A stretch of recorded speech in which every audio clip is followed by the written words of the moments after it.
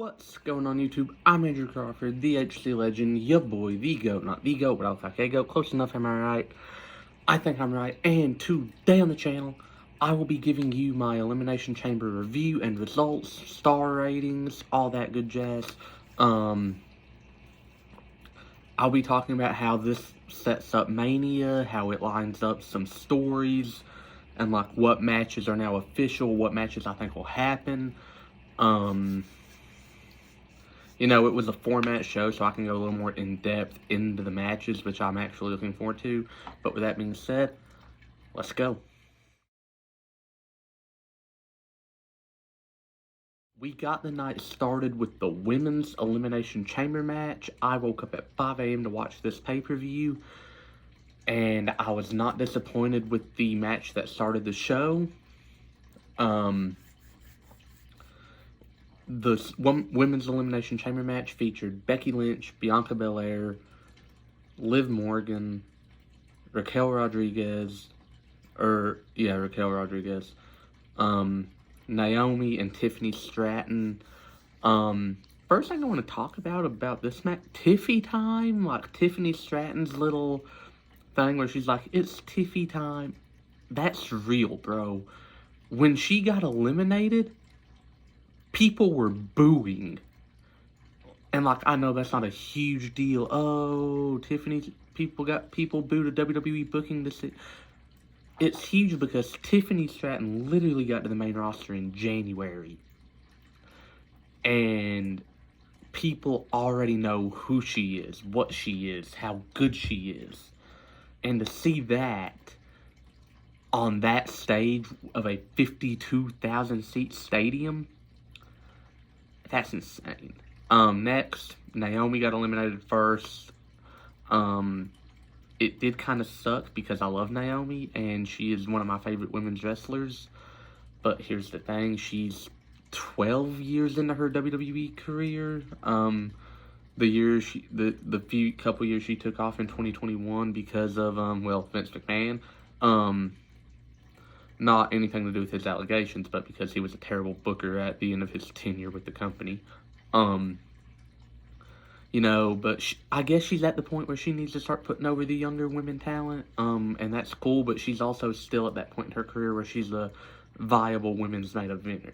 Does that make, like, she's both, because she's, like, a well-established vet, but she still has plenty of gas in the tank.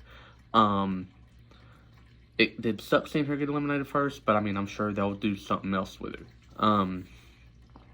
Raquel's second match back. First, if you exclude that Battle Royal, she showed out. I kind of thought she should have probably been in the final two with Becky. But I'm okay with it because I love Liv Morgan, so her being in the final two was awesome. Speaking of which, she's the one that eliminated Bianca Belair, and Bianca's one of the biggest women's names in the company, maybe ever.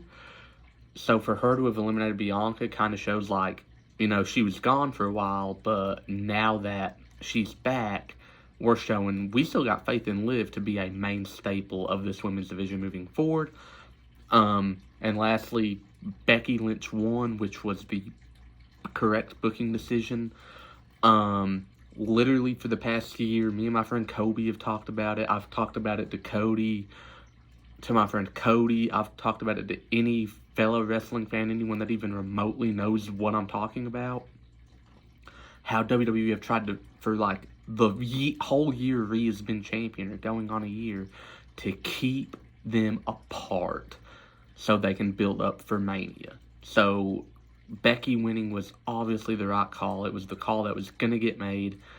I'm glad it happened, and I cannot wait for this match to happen.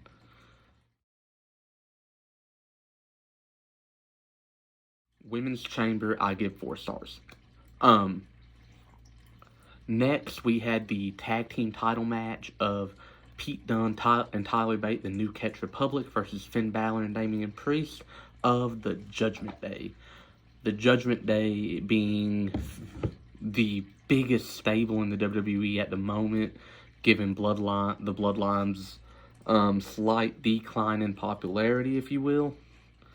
It's really cool to see all the international talent WWE has, and like all of it was showcased in this match with Dunn and Bate representing England, with Damian Priest representing Puerto Rico because he is a he was born in Las Vegas but of Puerto Rican descent, and Finn Balor representing Ireland, and Dom representing the Latino community. It was really cool to just see all the international flair they had. It was really cool to see that like they let Bate and Dunn, who recently just started teaming up again, put up this much of a fight against the Judgment Day, who have been the tag team champions for, they've been, I think, since October. It's really cool to see them back and like doing what they do best, and that is being a heel stable. Damian Priest double South of Heaven off the middle rope genuinely shocked me and popped me, because I was like, yo, no way, because for him to be that like big, doing like those risky moves off the top rope at all is like crazy to me, even though like I'm an Undertaker fan, so obviously like I've seen big boys fly. But Judgment Day winning was the right call. I think they're building for Awesome Truth to to beat the Judgment Day at Mania, and if that happens, I'll kind of be lit because I love Miz, I love R-Truth. I think they should have won the tag titles when they initially decided they wanted to tag team together in 2011, but they didn't. So maybe like these 13 years later, 2011 was 13 years ago. I'm old. But anyways, maybe this is gonna be like a makeup and like, hey, you should have won the tag titles then. You can win them now. Also, let me just a 67 overall rating for R-Truth in the new game is crazy. 2K, you better fix that.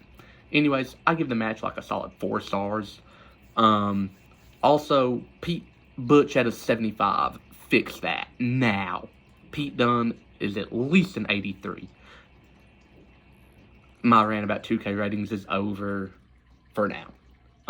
But yeah, great match. 3.5 to 4 stars. I couldn't decide, but I'm going to say 3.5.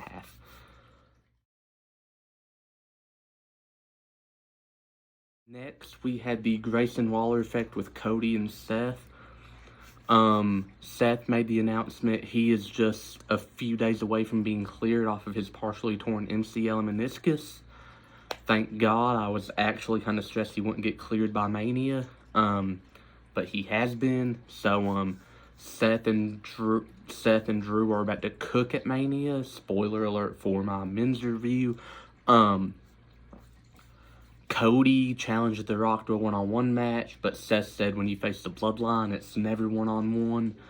So that makes me think we are going to get this tag match at night 1, which I'm fine with because Cody, Seth, Roman, Rock, that's going to be amazing. But do I want to see them all, or do I want to see 3 of the 4 pull double duty the night before, like back-to-back nights on the same card? Not really, because like give that spot to like a Carmelo and Trick match, because that's a Mania caliber match with the feud. But hey, I'm excited. It's gonna be fun. The segment ended with Cody hitting a Cody Cutter on Austin Theory, and then Seth curb stomping him, and Grayson Waller just said, cool. Also, Grayson Waller did a shoey, which is when you like pour a drink in a shoe and drink out of the shoe, with an Aussie UFC fighter that was actually really famous for doing that on top of the cage. So that was really cool.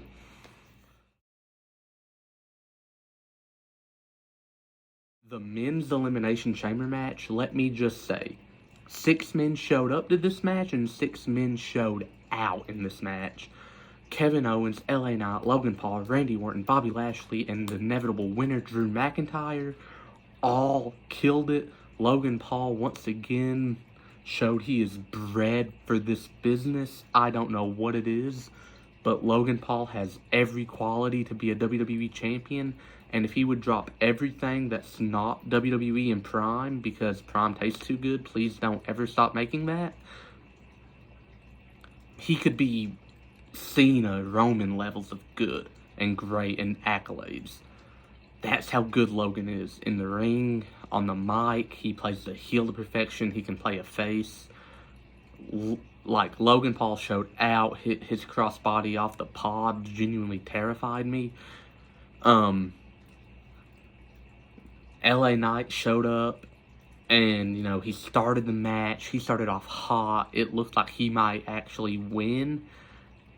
He didn't, obviously, and I'm fine with that, but because AJ Styles cost him the match, and that's going to set up for AJ and LA Knight at Mania, and that's going to be a banger. Kevin Owens was, I think he might have took, like, cocaine before he came out there, because he had this he's already got this energy, high energy about him, but he came out and, like, he was headbutting his pod. He was, like, goofing off. Like, Bobby Lashley, like, was staring him down when he entered, and Kevin went like he was gonna box him. I don't know. LA Knight was banging Drew's head against Kevin's pod, and Kevin was, like, hitting the glass, like, mimicking it and, like, clapping. I don't know what KO is on, but dude's great. KO should be world champion again. I think he should. Randy is an expert seller, or at least I think he is.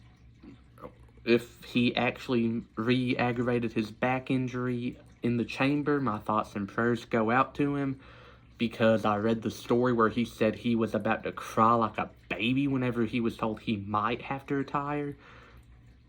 And if he has to retire, it will literally be like a Kobe Bryant, Michael Jordan, Shaq, Braun, D-Wade, like a pure legend of the business and one of the top 10 to ever do it. I'm not saying Dwayne Wade is top 10. Retiring, and it's, like, heartbreaking. Randy's been in the business for 22 years, though. He has nothing left to prove. But now let's talk about Drew McIntyre winning was obviously the right call. The way he won did kind of, I was like, come on, man. Like, it made it look like Drew can't win clean, because Randy had just eliminated Paul off an RKO, and Logan Paul came back in with the brass knuckles, knocked Randy out. 1, 2, 3, Drew won.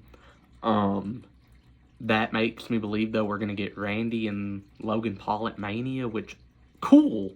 Like, yes, please. This is going to be fire. And it also means we're going to get Drew and Seth. Like, literally, the men's chamber did what the pay-per-view should do, and it made the Mania card look a lot more crystal clear, set up major Mania matches. Really cool to see it. Drew and Seth are about to cook. Again.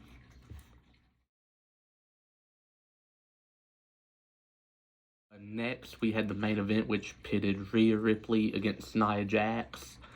And the reason this match main evented, if it was not, Rhea Ripley is Australian, and they had the show in Australia. And, as a fan, we sometimes forget that, like, these people are human beings and they have real emotion. And Saturday evoked a bunch of real emotion from Rhea Ripley, getting to main event a pay-per-view on the way to the biggest show of the calendar year in the world of pro wrestling. In her home country, in front of her home fans, in front of her mom and sisters. To see that, because WWE barely goes to Australia, and for Rhea to have basically left behind her friends, her family, and everything she knew to chase her dream, and for it to pay off all these years later, getting to main event a pay-per-view in her home country, genuinely made me smile. Like, the second that over the loudspeakers in the stadium, it screamed, "This is my brutality." That pop for the hometown hero, if you will, made my heart melt with happiness for Rhea. I smiled from ear to ear when she won, because Nia Jax shouldn't have even been brought back in the first place, but she was. I can do nothing about it. But now we're getting Rhea and Becky at Mania. And it's going to be amazing to get to have that. That feud is going to be awesome. The promos at the Mania press conference a few weeks ago, you know, I know we remember Cody and The Rock and Roman and Seth and that happening, but Becky and Rhea cut a really good promo against each other, and it really makes me think that this could be the match of the weekend. As for the match between Rhea and Nia, 3 stars. You know, it was Nia's best WWE match, but that's not saying a lot. Not give my star reviews for the men's chamber. Let me say 4.5 stars. Great. And now, outro. So, yeah, Elimination Chamber. I give it a solid 8 out of 10. An A. If I give it an A of a show. If Rhea and Nia had been better, I would say it was like an S tier top level show, but it was like an A. It was like right under the S tier, right under the best. You know, and the pay-per-view did what it's supposed to do. It made the Mania match card a lot more clear, because we got the likes of Drew and Seth, Cody, Roman 2, Becky, Rhea, Io Bailey, potentially LA Knight and AJ Styles, and potentially Logan Paul and Randy Orton. And that's only 6 matches. Like, that's not a lot for 2 nights. So, you know, obviously there's going to be a lot more built up. Tomorrow's Raw should be starting that.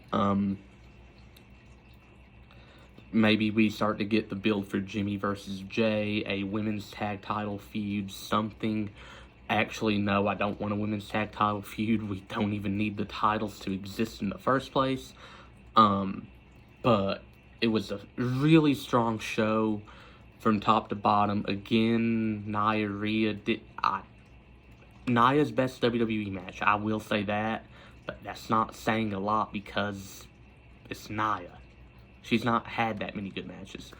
But with that said, I've been Andrew Crawford. Thank you for watching my channel. Don't forget to like, share, and subscribe, and stay tuned, as during the course on the road to WrestleMania, I will be uploading more content talking about, like, Hall of Fame inductees. Hopefully they announce the first one tomorrow night on Raw, and I'm hoping and praying it is the Animal Dave Bautista. But with that being said, okay, I am Andrew Crawford, and unlike John Cena, I can see you, and I will see you very soon.